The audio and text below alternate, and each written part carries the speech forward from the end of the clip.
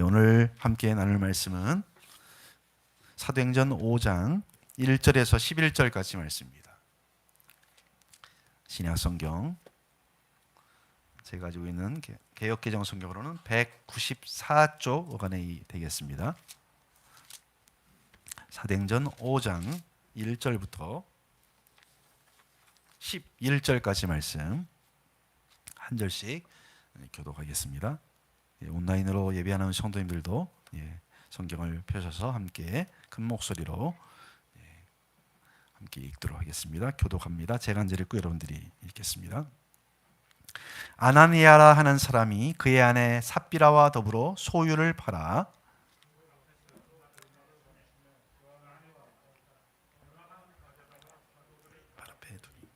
베드로가 이르되 아나니아야 어찌하여 사탄이 내 마음에 가득하여 내가 성령을 속이고 땅값 얼마를 감추었느냐. 땅이 그대로 있을 때 내 땅이 아니며 판 후에도 내 마음대로 할 수가 없더냐. 어찌하여 이 일을 내 마음에 두었느냐. 사람에게 거짓말한 것이 아니요 하나님께로다. 아나니아가 이 말을 듣고 엎드러져 혼이 떠나니 이 일을 듣는 사람이 다 크게 두려워하더라. 사람들이 일어나 시신을 싸서 내고 장사하니라. 3시간쯤 지나 그의 아내가 그 일어난 일을 알지 못하고 들어오니 들어가 이르되 그 땅판 값이 이것뿐이냐 내게 말하라 하니 이르되 이것뿐이라 하더라. 베드로가 이르되 너희가 어찌 함께 꾀하여 주의 영을 시험하려 하느냐. 보라 내 남편을 장사하고 오는 사람들의 발이 문 앞에 이르렀으니 또 너를 메어 내에 가리라 하니 그가 베드로의 말 앞에 엎드러져 혼이 떠나는지라. 젊은 사람들이 들어와 죽은 것을 보고 메어다가 그의 남편 곁에 장사. 다 같이요. 온 교회와 이 일을 듣는 사람들이 다 크게 두려워하니라. 아멘. 화면으로 세번역 성경을 함께 읽어보도록 하겠습니다. 우리 자녀들을 위해서 세번역 성경은 함께 교독하지 않고 함께 읽어보겠습니다. 화면에 있습니다. 같이 읽겠습니다. 시작. 그러나 아나니아라는 사람이 그의 아내 삽비라와 함께 소유를 팔아서 그 값의 얼마를 따로 떼어 놓았는데 그의 아내도 이것을 알고 있었다. 그는 떼어놓고 난 나머지를 가져다가 사도들의 발 앞에 놓았다. 그때 베드로가 이렇게 말하였다. 아나니아는 들으시오. 어찌하여 그대의 마음이 사탄에게 홀려서 그대가 성령을 속이고 땅값의 얼마를 몰래 떼어 놓았소. 그 땅은 팔리기 전에도 그대의 것이 아니었소. 또 팔린 뒤에도 그대의 마음대로 할 수 있었던 것이 아니었소. 그런데 어찌하여 이런 일을 할 마음을 먹었소. 그대는 사람을 속인 것이 아니라 하나님을 속인 것이요. 아나니아는 이 말을 듣고 그 자리에서 쓰러져서 숨졌다. 이 소문을 듣는 사람은 모두 크게 두려워하였다. 젊은이들이 일어나 그 시체를 싸서 메고 나가서 장사를 지냈다. 3시간쯤 지나서 아나니아의 아내가 그동안에 일어난 일을 알지 못하고 들어왔다. 베드로가 그 여자에게 물었다. 그대들이 판 땅값이 이것뿐이요. 어디 말해보시오. 그 여자가 대답하였다. 예, 그것뿐입니다. 베드로가 그 여자에게 말하였다. 왜 그대들 내외는 서로 공모해서 주님의 영을 시험하려고 하였소. 보시오. 그대의 남편을 묻은 사람들의 발이 막 문에 다다랐으니 그들이 또 그대를 메고 나갈 것이요. 그러자 그 여자는 그 자리에서 베드로의 발 앞에 쓰러져서 숨졌다. 젊은이들이 들어와서 그 여자가 죽은 것을 보고서 메어다가 그 남편 곁에 묻었다. 온 교회와 이 사건을 듣는 사람들은 모두 크게 두려워하였다. 오늘 우리가 읽은 말씀은 참 어떻게 보면 참 무서운 말씀이죠, 그죠?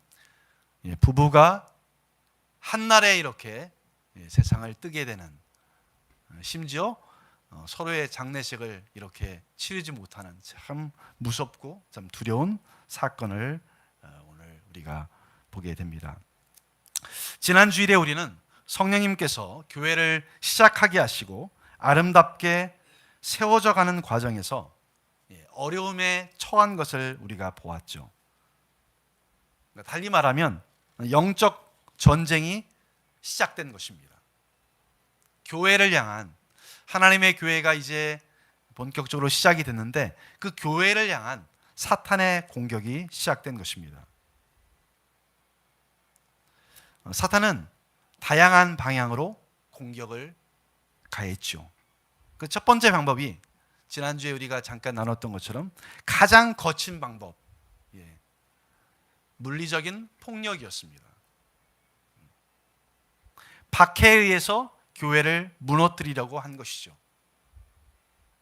이 공격은 당시 초대교회가 시작된 로마 시대나 2000년이 지난 지금이나 여전히 계속되는 사탄의 공격입니다.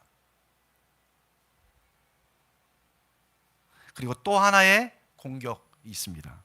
두 번째 공격인데 아주 교활한 방법이죠.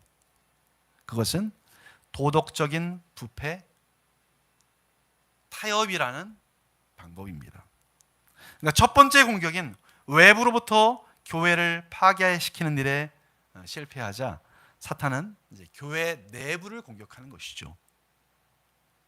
오늘 우리가 만난 한 부부를 통해서 이 내용이 소개가 되고 있습니다. 사랑하는 우리 성도 여러분, 우리 자녀 여러분, 여전히 이 사탄이라는 존재, 마귀라는 존재는 존재합니다. 지금도 존재해요. 존재할 뿐만 아니라 대단히 잔인무도하고 교활하다는 것을 우리는 결코 잊어서는 안 됩니다. 성령의 역사로 시작된 이 초대교회, 신약교회, 예루살렘 교회는 말에서뿐만 아니라 행동에서, 증거에서뿐만 아니라 교회 가족에 대한 사랑에서 참 아름답게 드러나죠.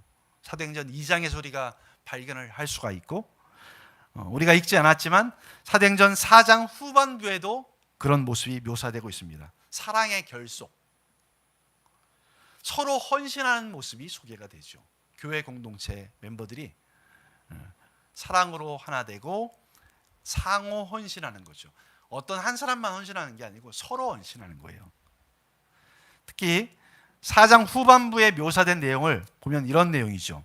자기 재물을 조금이라도 자기 것이라고 하는 사람이 하나도 없을 정도였다 그랬어요. 모든 것을 공동으로 소유했다. 분명히 자기 거죠. 자기 자산인데 이 내 재물이야, 내 거야 하면서 내 재물을 그냥 꽉 붙들고 있는 것이 아니라 함께 나누는, 공동으로 소유하는. 밭과 집이 있는 사람들은 그것을 팔아서 그 판값을 사도들의 발 앞에 갖다 놓아서 그것을 어려운 사람들에게 나눠주도록 하는 그 희생을 기꺼이 감행을 했습니다.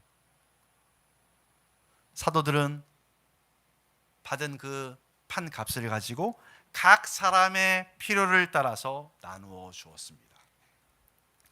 참 얼마나 아름다운 공동체입니까? 지금 우리 코로나19로 인해서 많은 분들이 개인 사업이라든지 뿐만 아니라 모든 분들이 사실은 다 어렵잖아요.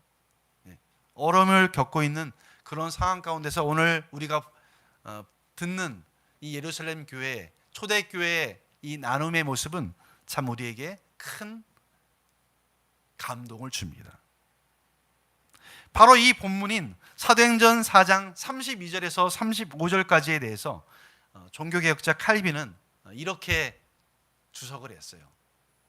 이 부분을 이렇게 이야기를 했어요. 화면에 한번 비춰주시면 제가 한번 읽어드리도록 하겠습니다. 제가 한번 읽어보겠습니다. 종교개혁자 칼빈이 이 본문에 대해서 한 말이에요. 우리가 만일 이 말씀을 읽고서 감동을 받지 않는다면 우리는 철판보다 더 단단한 마음을 가진 자라고 하지 않을 수 없다. 그 당시에 신자들은 자기의 소유 재산을 아낌없이 기증하였다. 오늘날 우리는 우리가 가지고 있는 것을 노랭이 심정으로 보유하고 있을 뿐만 아니라 잔인하게도 남의 것을 강탈하는 것이다. 그들은 자기들의 재산을 단순하게 그리고 성실하게 내놓았다. 그 시절에 그들은 자기들의 소유를 팔았다. 오늘에는 사들이려는 강한 욕망이 최고로 지배한다. 그 시절에 사랑이 각 사람의 개인 재산을 이를 필요로 하는 사람들을 위한 공동 재산으로 만들었다. 오늘에는 몰인정한 사람이 너무 많아서 그들은 가난한 사람들이 함께 땅 위에 사는 것까지 시기하고 물이나 공기, 하늘의 공동 이용까지 아까워하는 정도이다. 예. 최근 쓴 게 아니고요. 이게 1560년대 우리나라 조선시대 때잖아요. 예. 지금부터 460년 전에 칼빈이 오늘 이 사도행전 4장 32절에서 35절을 읽으면서 그 감동을 기록해 놓은 것이죠. 지금은 어떻습니까, 여러분? 얼마나 달라졌을까요? 예루살렘 교회의 이런 사랑의 결속은 오늘 우리에게 무엇을 말하고 있을까요? 여러분들이 이 말씀을 읽으면서, 저와 여러분들이 이 말씀을 읽으면서, 자녀들이 들으면서, 이건 2000년 전의 이야기예요, 목사님. 이런 일이 어떻게 이루어져요? 이렇게 혹시 우리가 넘어가 버리는 것은 아닌가요? 아니면 강제로라도 이런 공산 공동체, 공유 공동체를 만들라고 말하는 거 아닌가요? 이렇게 혹시 또 생각하는지 모르겠습니다. 저는 이 부분에 대해서 오늘 토론하자고 얘기하는 것이 아니고, 오늘 우리가 이 말씀을 통해서 발견해야 될 것이 있죠. 그것은 무엇입니까? 성령님께서 교회 공동체를 세워가시고 그런 과정이잖아요. 그런 과정인데, 성령께서 우리 가운데, 우리 공동체 가운데서 어떻게 일하시느냐 하는 것입니다. 성령께서는 가난한 사람들을 돌보는 일과 이 헌신적인 관대함을 이끌고 계신다는 것이죠. 2000년 전이나 지금도 마찬가지고, 하나님 아버지께서 그러하시듯이 하십니다. 그러므로 우리는 그것을 본받으려고 애써야 합니다. 아니, 우리 안에 계신 성령님을 따라 행하려고 애써야 하는 것이죠. 이것은 결코 시간이 지나도 변하지 않는 것이기 때문입니다. 2000년 전에 초대 교회 가운데 역사하셨던 그 성령님, 그 하나님의 영은 오늘도 변함이 없으십니다. 저희 교회도 작지만 이 일에 계속 귀하게 쓰임받을 수 있기를 간절히 기대합니다. 예루살렘 교회가 누린 이런 사랑의 결속에 대해서 묘사하고 난 뒤에 누가는 두 개의 대조되는 예를 소개하고 있습니다. 사도행전 4장 끝 무렵에 한 사람을 소개하죠. 바나바라는 사람입니다. 바나바. 원래 이 바나바라는 사람은, 이 바나바가 본명이 아니죠. 별명이에요. 위로의 아들이라는 별명. 원래는 요셉이라는 사람인데 얼마나 사람들을 잘 위로하고 이렇게 격려했든지 사람들이 별명을 준 거예요. 바나바라는. 이 바나바라는 인물이 소개가 되고, 그리고 우리가 읽었던 5장 초반부에 소개되는 두 부부가 소개가 되고 있습니다. 아나니아와 삽비라라는 부부입니다. 두 사람 다 예루살렘 교회 공동체에 속해 있었던 사람이죠. 이들의 공통점은 무엇입니까? 자기가 가지고 있었던 소유를 팔았다는 것은 공통점을 가지고 있어요. 차이점은 바나바는 판값을 전부 가져왔는데 아나니아와 삽비라는 오직 일부만 가져왔다는 것입니다. 그럼 전부를 가져왔느냐, 일부를 가져왔느냐, 단지 그것의 차이인지, 그것은 오늘 우리가 함께 살펴봐야 될 것입니다. 그러나 우리가 읽은 이 5장 이 초반부의 이 사건은 매우 충격적이죠. 어떻게 하나님이 이렇게 심판하실까? 그 자리에서 그 사람의 생명을 취하셨을까? 너무 가혹한 것이 아닌가? 이런 생각이 들 정도입니다. 과연 이런 준엄한 하나님의 심판이 즉각적으로 임한 이유는 과연 무엇이었을까? 여러분, 아나니아와 삽비라는 왜 그들은 자기의 소유를 팔았을까요? 그 이유는 정확하게 나와 있지는 않습니다.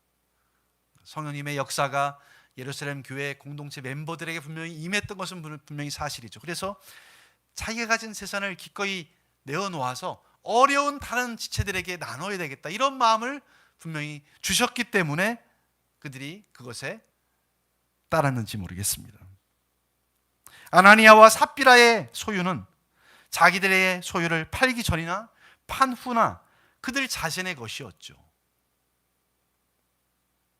그들은 그것을 판 후에 그 판돈의 일부를 사실은 나눠줄 의무는 전혀 없었습니다. 본인이 가져도 되는 거죠, 사실은. 그런데 문제는 다른 어떤 것, 곧 어느 정도 감춰둔 상태에서 이것이 마치 전부인 것처럼 그렇게 행했다는 사실입니다. 가져온 일부가 전부인 것처럼 속였다는 사실이죠. 베드로가 이렇게 말합니다. 아나니아는 들으시오. 어찌하여 그대의 마음이 사탄에게 홀려서 그대가 성령을 속이고 땅값의 얼마를 몰래 떼어 놓았소. 그 땅은 팔리기 전에도 그대의 것이 아니었소. 또 팔린 뒤에도 그대의 마음대로 할 수 있었던 것이 아니었소. 그런데 어찌하여 이런 일을 할 마음을 먹었소. 그대는 사람을 속인 것이 아니라 하나님을 속인 것이요. 베드로는 이 아나니아의 위선, 아나니아의 이 거짓의 배후에 누가 일하는 것을 보았습니까? 예, 그렇죠. 악한 영, 사탄이 배후에 있다는 것을 보았습니다. 여러분, 속이는 것, 거짓의 아비는 바로 사탄입니다. 창세기 이래로 거짓말의 왕이에요, 사탄은. 아나니아는 단순히 베드로에게 거짓말을 한 것이 아니고 성령님께 거짓말을 한 것이다. 그렇게 베드로는 말을 했습니다. 성령님께 거짓말을 했다는 것은 곧 하나님께 거짓말을 한 것이죠. 이 말을 듣고 아나니아는 곧장 그 자리에서 졸지의 죽음을 맞이합니다. 참으로 두려운 일이 아닐 수 없었습니다. 근데 더 안타까운 건 이렇게 아나니아가 졸지에 죽은 뒤에 3시간이 지난 뒤에 그의 아내 삽비라가 다시 베드로를 또 찾아왔습니다. 남편이 죽었는지도 모르고 지금 찾아왔습니다. 베드로는 그녀에게 그들이 땅값으로 받은 돈이 얼마인가를 말해보라고 질문함으로써 그녀에게 회개할 기회를 사실은 주었습니다. 그러나 삽비라는 남편과 마찬가지로 거짓말을 또 합니다. 8절 9절 세번역 성경으로 제가 다시 한번 읽어보겠습니다. 베드로가 그 여자에게 물었다. 그대들이 판 땅값이 이것뿐이요. 어디 말해보시오. 그 여자가 대답하였다. 예, 그것뿐입니다. 베드로가 그 여자에게 말하였다. 왜 그대들 내외는 서로 공모해서 주님의 영을 시험하려고 하였소? 보시오. 그대의 남편을 묻은 사람들의 발이 막 문에 다다랐으니 그들이 또 그대를 메고 나갈 것이오. 베드로는 부부가 공모해서 주님의 영인 성령을 시험했다고 말합니다. 그렇습니다. 그들 부부는 거짓을 공모를 했습니다. 참 무서운 일이죠. 악한 일을 공모했어요. 그 뒤에 아내 삽비라도 그 자리에서 죽임을 당합니다. 사도행전을 기록한 누가는 온 교회와 이 사건을 듣는 사람들이 크게 두려워했다, 이렇게 말하고 있습니다. 사랑하는 우리 성도 여러분, 우리 자녀 여러분, 오늘 이 아나니아와 삽비라의 이 사건을 통해서 우리가 배울 수 있는 교훈은 무엇일까요?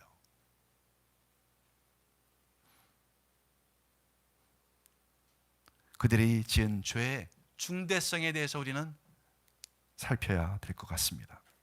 베드로는 그들의 거짓말이 근본적으로 자신에게 대한 것이 아니라, 그들이 이제 교회 앞에서 이제 한 말이잖아요. 그것은 성령님께 대한 것이다. 하나님께 한 것이다. 이렇게 반복함으로써 이것을 강조하고 있습니다. 그렇습니다. 하나님은 오늘도 거짓과 위선을 싫어하십니다. 여러분, 거짓말은 교제와 관계를 망가뜨립니다. 이것은 우리가 경험적으로도 알 수 있을 뿐만 아니라 실제적으로도 그렇거나 합니다. 자꾸 거짓말을 하는 사람을 누가 신뢰할 수 있겠습니까? 모든 관계에서 마찬가지입니다. 모든 인간 관계에서도 마찬가지입니다. 부부 관계에서도 그렇고, 부모와 자녀와의 관계도 그러하고, 교회 안에서도 그렇고, 일터에서도 마찬가지입니다. 신뢰를 허뭅니다. 거짓말은. 아나니아와 삽비라가 이렇게 공개적으로 드러나고 하나님의 심판을 받지 않았다고 한다면 교회 공동체, 예루살렘 교회 공동체의 신뢰, 사랑의 교제는 결코 설 수 없을 것입니다. 망가졌을 것입니다. 오늘 교회는 어떻습니까? 교회에는 너무 위선자들이 많다, 거짓이 가득하다는 세상의 평가에서 우리는 과연 자유로울 수 있을까요? 사랑하는 여러분, 거짓의 압인 사탄의 도구가 되지 않도록 유의하십시오. 하나님을 두려움으로 거짓을 멈추고 정직하시기 바랍니다. 진실하시기 바랍니다. 사도 바울도 에베소 교회의 성도들에게 이렇게 권면을 했습니다. 에베소서 4장 25절에서 그런즉 거짓을 버리고 각각 그 이웃과 더불어 참된 것을 말하라. 이는 우리가 서로 지체가 됨이라. 세번역 성경은 이렇게 번역을 해놨습니다. 그러므로 여러분은 거짓을 버리고 각각 자기 이웃과 더불어 참된 말을 하십시오. 우리는 서로 한 몸의 지체들입니다. 한 몸을 이루는 지체들, 가족이기 때문에, 영적인 가족이기 때문에, 하나님 나라의 가족이기 때문에 거짓을 버려야만 한다. 사랑하는 여러분, 초대교회를 공격했던 사탄 마귀는 지금도 여전히 교회를 공격하고 있습니다. 한 가지 방법이 아니라 다양한 방법으로 공격하고 있습니다. 외부적인 공격과 아울러서 내부적인 공격도 서슴지 않습니다. 우리는 그래서 정신을 차려야 하죠. 사도행전에 나오는 초대교회를 공격한 사탄 마귀가 오늘날의 교회도 공격하고 있습니다. 거칠게 외부적인 박해를, 방해를 통해서 교회를 파괴시키기도 하지만 내부적인 문제를 일으키는 것입니다. 여러분, 박해에 대해서 담대하십시오. 맞서십시오. 뒤로 물러서지 마십시오. 또한 사탄의 이 내부의 이 거짓말, 교회를 파괴시키려는 그것에 대해서 거짓과 타협하지 마시기 바랍니다. 정직하시기 바랍니다. 진실하시기 바랍니다. 우리가 무엇을 하든지 하나님 앞에서 하는 것입니다. 하나님의 도구가 아니라 사탄의 도구로 이용당하는 일이 생기지 않도록 경계를 늦추지 마시기 바랍니다. 물론 하나님의 이 준엄한 심판은 내가 원하는 때에 이루어지는 것은 물론 아닙니다. 예루살렘 교회에서는 이렇게 신속하게 하나님의 심판이 이루어졌다고 한다면 오늘날도 이런 일이 이루어지지 말라, 그건 우리의 손에 있는 것은 아니죠. 생명의 주인 되신 하나님의 손에 있습니다. 하나님이 원하는 때에 이루어집니다. 중요한 것은 우리가 하나님을 두려워하는 마음으로 진실되이 행하는 그 일에 헌신하는 그 길밖에 없는 줄 믿습니다. 내일부터 진행되는 한반도의 평화와 통일을 위한 특별 저녁 기도에 여러분 마음을 같이 해주시기를 부탁을 드립니다. 예배당에 오셔도 되고 형편상 오시지 못하면 온라인으로라도, 직장에서 근무를 하게 될 경우에는 지금 기도의 시간이 드려지고 있다는 생각을 기억하고 마음을 같이 해주시기 바랍니다. 우리의 기도의 헌신이 주 앞에 온전히 올려드릴 줄 믿습니다. 하나님을 두려워하는 마음으로 주님의 교회를 세우는 일에 쓰임받는 우리 모든 성도님들과 자녀들이 다 되시기를 우리 주 예수 그리스도의 이름으로 간절히 축원합니다. 기도하겠습니다. 사랑의 주님, 오늘 주의 말씀을 통해서 주님의 교회는 성령을 통해서 계속 세워져 가고 있는 줄을 다시 한번 확신합니다. 하나님의 손에 의해서 주의 교회는 하나님 존재하고 또한 견디고 앞으로 나아가고 있는 줄을 저희가 믿습니다.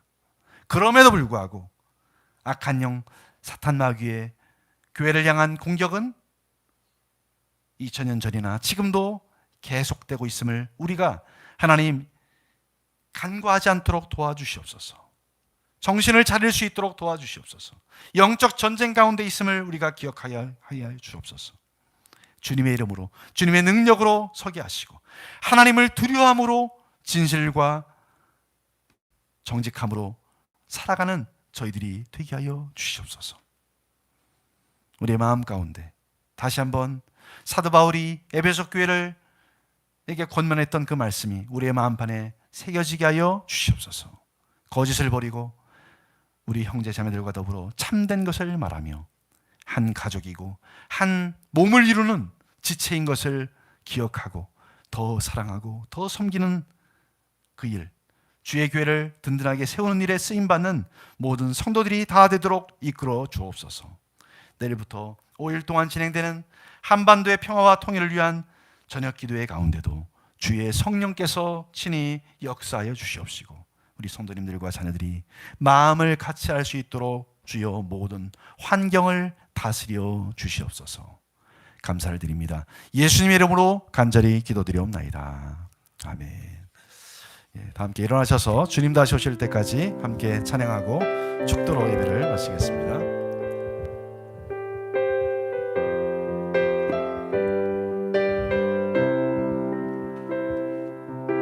주님 다시 오실 때까지 나는 이 길을 가리라.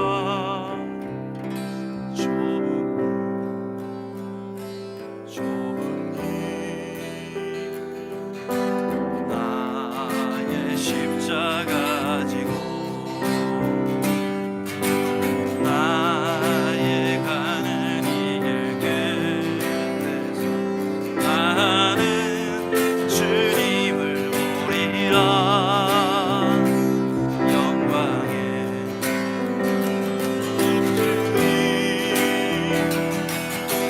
나를 맞아줄 주님 다시 오실 때까지 주님 다시 오실 때까지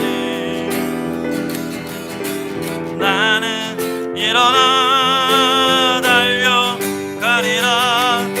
주의 영광 온 땅 덮을 때 나는 일어나 노래하리. 내 사모하는 주님 온 세상 구주시라. 내 사모하는 주님 영광의 왕이 내 사모하는 내 사모하는 주님 온 세상 구주시라. 내 사모하는 주님 영광의 왕이시라. 영광의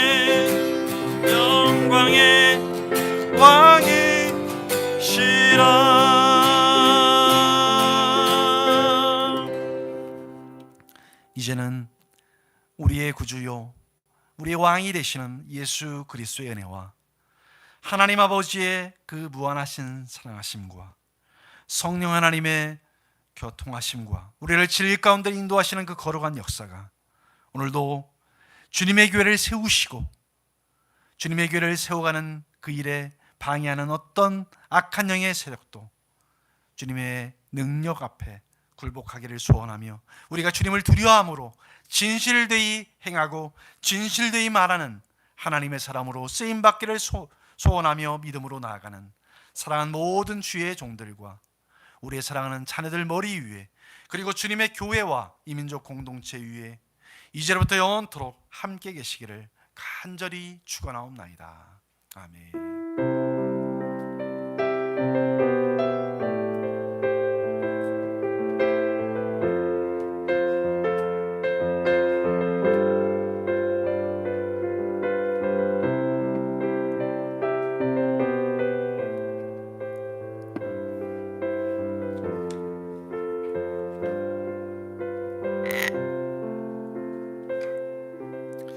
네, 오늘도 이렇게 예배 가운데 함께 해주셔서 감사를 드립니다. 네, 이번 한 주도 주의 은혜 가운데 건강하고 평안한 또 한 주가 되기를 바랍니다. 예, 내일부터 진행되는 특별 저녁 기도에도 함께 해주시기를 바랍니다. 감사합니다. 예, 수고하셨습니다.